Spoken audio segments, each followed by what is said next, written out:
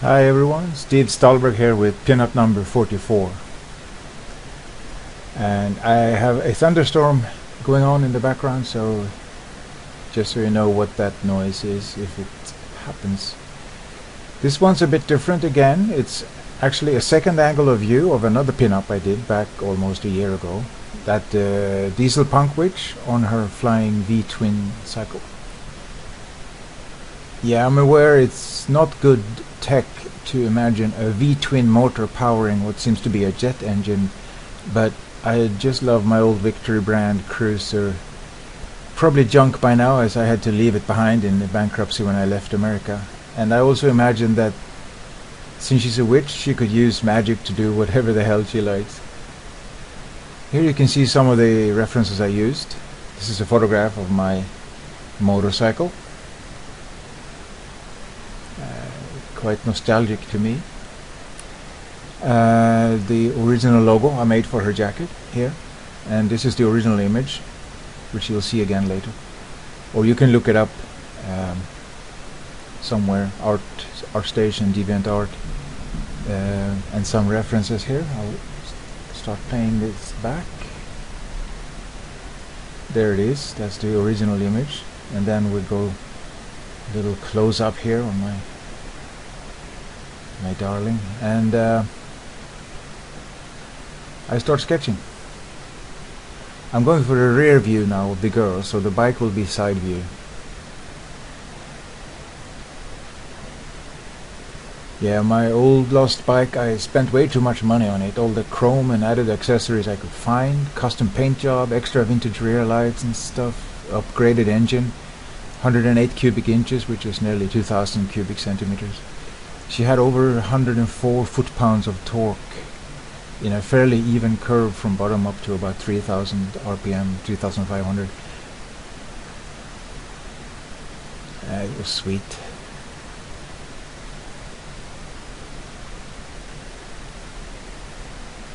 Maybe we can jump forward a bit.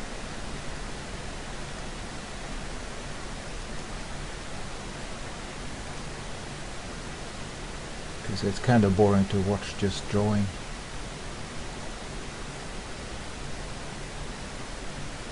Do some repositioning there, just to make sure that it fits inside the image.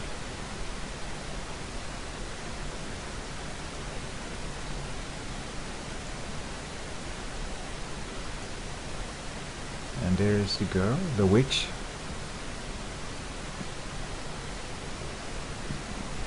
Now I tried to keep everything very similar to the original image, though I think this area from here to here, the central area, I think it got stretched a little bit, necessarily so, because it just looks better this way, moving her around a little bit there. And I think also her position was a little bit more to the left in the original, but the aesthetics of each image takes precedence, so I need to look at this also. I have to make this one look good by itself. I can't just do everything just to make it gel with the other image. I'm addressing the background, which is concrete, basically concrete wall, concrete floor, with a sharp shadow on it from the sun, the strong sunshine that is being cast. The lighting pretty much coming from straight behind the camera, up and a bit to the right.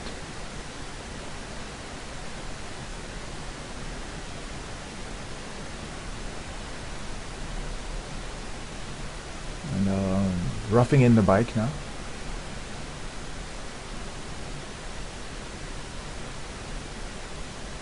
Yeah, the drawing is very rough in this case. Sometimes I do a better drawing, like 2 passes or whatever is needed, but in this case I wasn't really planning to keep much of the drawing. I did in the original one. The original image I actually kept the lines around. Those were still rough, and that image has a different quality to it, more of a drawing that has been painted on. But this one I just wanted to do more painterly, less drawing, you know.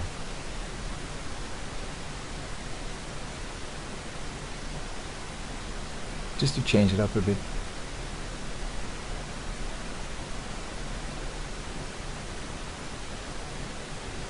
I tried to vary the techniques a little bit. My style is, I guess, is kind of set. It's not. I have experimented a little bit with style in the past, but recently I've been perhaps a bit too stuck in a certain style. Let's see what I can do about that. I'm not too concerned with style. I'm concerned with not being able to draw things properly, to paint things the way I want them to look. So if I was gonna do some training or experimenting, I would focus on that. Like in this case, for instance, I think I'm gonna have to focus on drawing cats for a while. The silhouette you see up there of this cat is not it's not carefully done. It was just done at I was zoomed out at the moment when I did that lasso, so it's just completely wonky. Didn't really see that before, but that doesn't look good at all. But even so, later you'll see when I start applying some care to that cat, it's not really my thing. I'm not very good with cats, so yep, it's something I'm gonna have to work on. Well, there's a lot of things I'm not good at, but cats, I mean, I have cats. I should be able to do a little better job than what I did on this image, but that's what practice is for. I think what I'm going to do is I'm going to go search for cat images on the internet, which shouldn't be very difficult to find from what I've noticed in the past. I am working on the nacelle here. It's a bit of a cross between a propeller plane nacelle, engine nacelle, and the air intake of a jet. Didn't really plan it that way, it just happened. And here behind it we see the V-twins, the cylinders, and the a mass of tubes that I just did for the heck of it, to make it look cooler. They don't really have any function that I know about. I know that jet engines have a lot of pipes and tubes going this way and that, but yeah, there's no careful plan to those. Here I'm painting the tank. So starting off with the purple on one layer, the orange on one, and the red on one layer, and then even one more layer for the highlight here. Sort of build it up gradually like that. Later I collapse them down.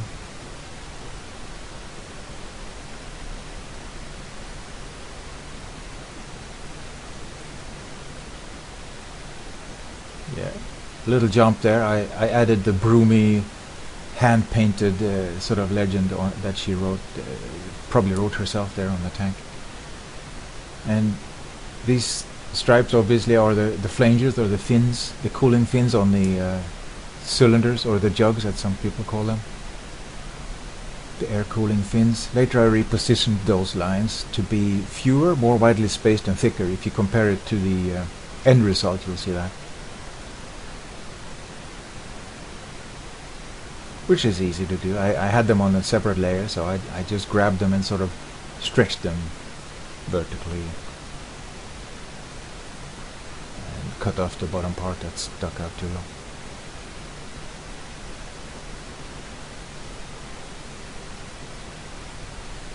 Yeah, I'm splitting everything where it makes it easier for me. I split it into separate parts. The tank is on one layer, the nacelle is on another. Most of the bike was on a layer near the bottom, but a lot of parts like the tool bag there, the handlebars, and the pipes you'll see soon are in separate layers above that layer.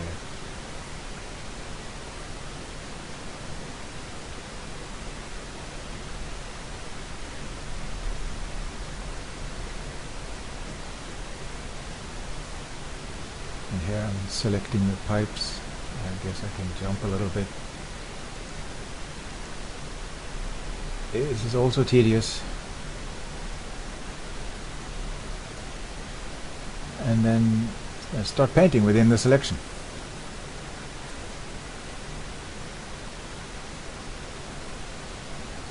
I went back over this area several times. It's quite tricky. It's not as easy as it seems, as it might seem. It's a single color, single material, just basically tubes, cylinders, cylindrical shapes, but they're bent and the shape is a little more complex than might first be apparent.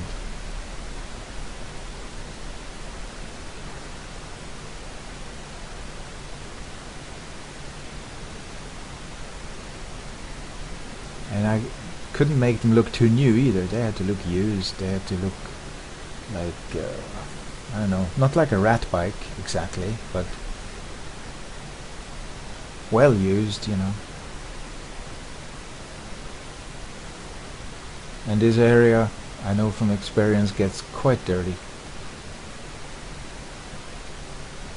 It's where all the heat happens and all the road dust happens, and presumably she flies through the air, but still she might conceivably do a lot of hovering near the surface, going really fast along a ground.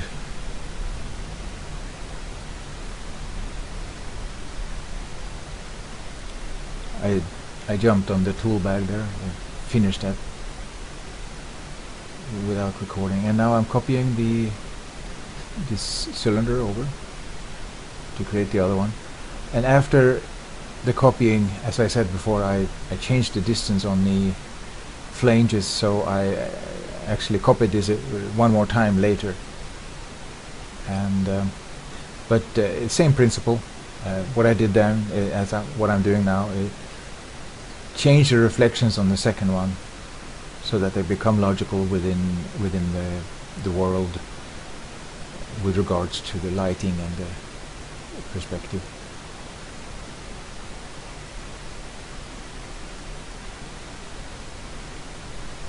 Yeah, chrome is a bit tricky also to do.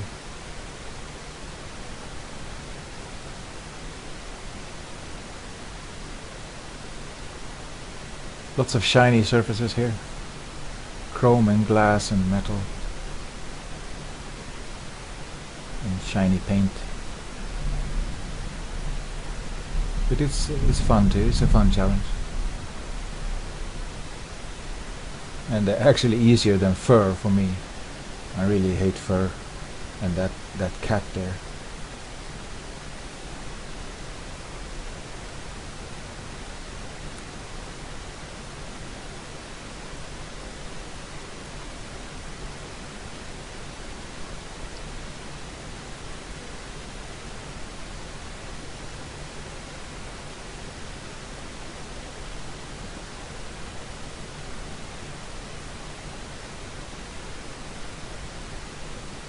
Now back to the tank. I'm warping the flames to fit the original design a little more, because it was a bit roughly done at first and I missed out some details, and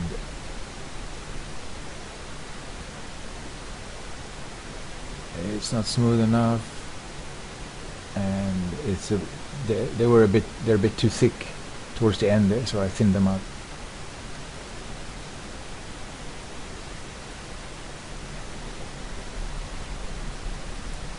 Adding some extra details.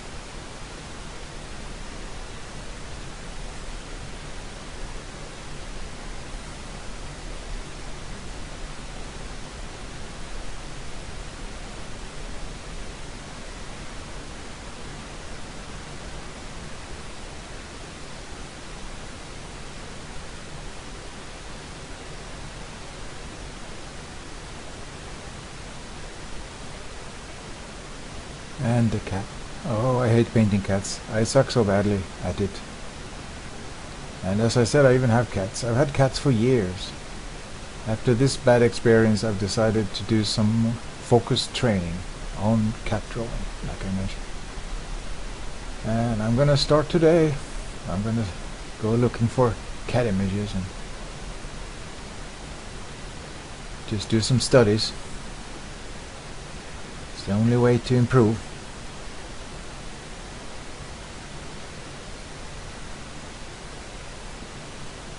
I did manage to get this particular beast looking a little better towards the end, but it's still not great or even good.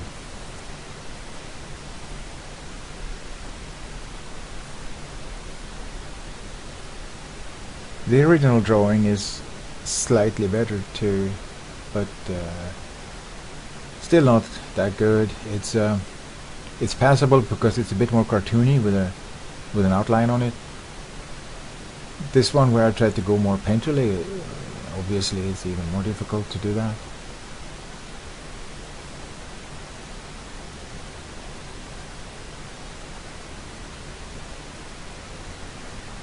So I took a break from the cat and went to the girl instead.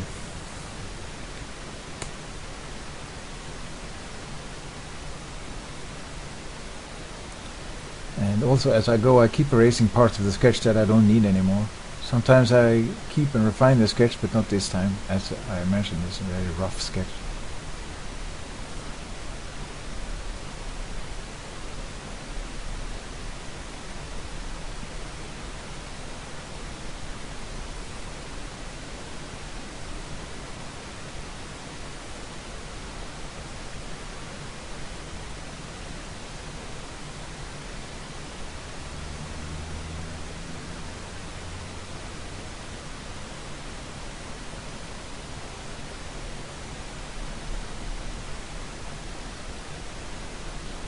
See, I have a little easier time with human anatomy than cat anatomy.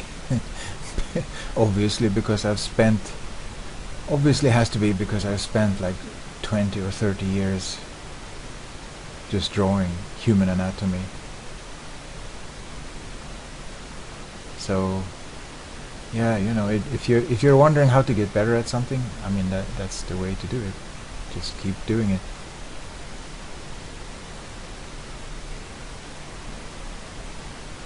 But I read an article about that too, and there's another important ingredient to just keep doing it. You gotta change it up a little bit sometimes. You can do, if you do the exact same thing over and over and over and over. It's the same as bodybuilding. When you're bodybuilding, you gotta change it up too, because your muscle gets used to certain movements and stops growing, stops responding by growth, by showing growth, and you gotta sort of catch it unawares. You gotta hit it from a different angle all of a sudden, like something unexpected. Throw unexpected stuff at it. So with me, in this case, unexpected is gonna be suddenly I'm drawing cats instead of people. That's, you know, that's gonna, I know I'm gonna improve quickly within the next within the first week or so, within the first few days or week or 2 weeks or whatever. You notice some improvement, and then it's gonna level off. Then you got to do something different. You got to hit it with some, I don't know. Maybe I'll go to lions or tigers or something after house cats. You know, just keep doing something that you didn't do before. Maybe you've heard the definition of insanity is doing the same thing over and over again but expecting different results. It's kind of like that. That's the logo on her jacket there. That just happened. I just grabbed it from, I had it before from the original image and just fitted it to this different position.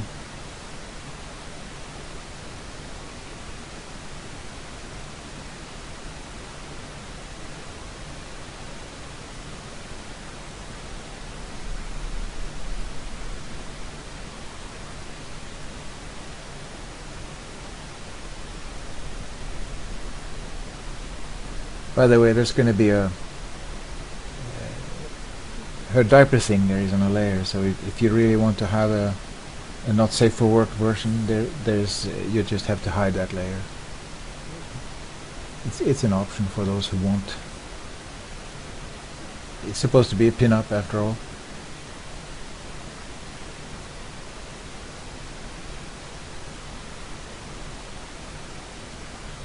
Refining the logo by shading it a little bit to sort of fit more into the jacket. Give it a little thickness too by doubling the layer of the logo. Just copying it, duplicate the layer, and then move the bottom layer down just like 2 pixels or so, and darken it, creating like a darker edge to it. And then the hair. It's real simple. I added some more detail later, but that's basically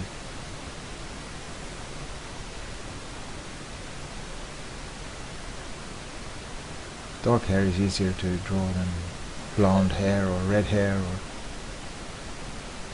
or brown, lighter colored hair. Trying to add some interest to the texture in the jacket, some realistic sort of feeling to the texture of the jacket. Adding her tools there.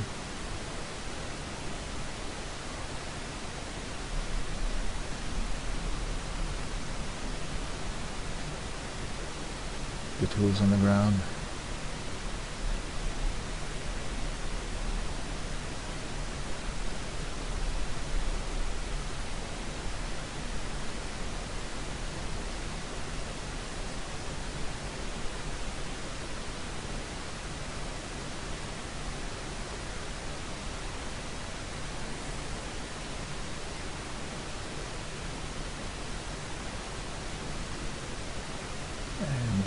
I have to fill in the back of the bike because she is casting shadow on the portion to the left here, but the portion to the right is in sunlight, so I needed to brighten it up. And since this part isn't really visible in the original image, I had to make some stuff up. And I did a little jump there. There's the finished version, and as you can see,